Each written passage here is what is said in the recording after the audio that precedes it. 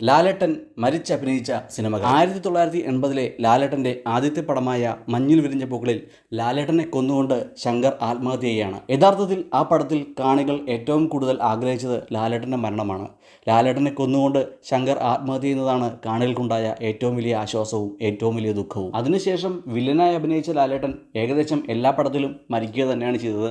ലാലേട്ടൻ്റെ മരണം കാണികൾ നന്നായി ആഘോഷിക്കുകയും ചെയ്തു. എന്നാൽ 1983-ലെ എൻ്റെ മാമാട്ടിക്കുട്ടിയമ്മയ്ക്ക് എന്ന സിനിമയോടുകൂടി കഥയാകെ മാറി.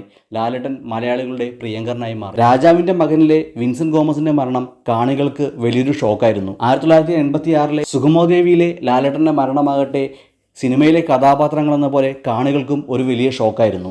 കമലതലത്തിലെ ലാലേട്ടൻ്റെ മരണം കാണികളെ വല്ലാതെ വേദനിപ്പിച്ചു.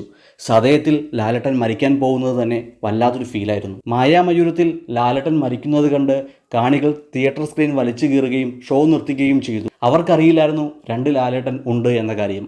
കാലാപാനിയിലെ ലാലേട്ടൻ്റെ മരണം നമുക്കെല്ലാവർക്കും വളരെ വിഷമം ഉണ്ടാക്കിയ ഒന്നാണ്. രാവണപ്രഭുവിലെ നീലകണ്ഠൻ്റെ മരണവും ഏകദേശം അങ്ങനെ തന്നെ. നീലകണ്ഠൻ്റെ മരണം മാത്രമല്ല, മരണശേഷമുള്ള കാർത്തികേയൻ്റെ വിഷമങ്ങളും നമ്മളെ വല്ലാതെ അലട്ടി. തന്മാത്രയിലെ ലാലേട്ടൻ്റെ മരണം ഒരു വല്ലാത്ത മരണമാണ്. നമുക്കൊത്തിരി പ്രതീക്ഷകൾ നൽകിക്കൊണ്ട് അദ്ദേഹം ജീവിതത്തിലേക്ക് തിരിച്ചു വരും എന്ന് തോന്നിച്ചുകൊണ്ടാണ് ആ മരണമുണ്ടാകുന്നത്. സത്യത്തിൽ വല്ലാത്തൊരു ഷോക്കാണ് ആ മരണം നമുക്ക് നൽകിയത്. പകൽ നക്ഷത്രങ്ങൾ എന്ന അനൂപ് മേനോൻ തിരക്കഥ എഴുതിയ സിനിമ ഒരു മിസ്റ്ററി ത്രില്ലറാണ്. ലാലേട്ടൻ്റെ മരണമാണ് അതിൻ്റെ പ്രധാന തന്തു തന്നെ.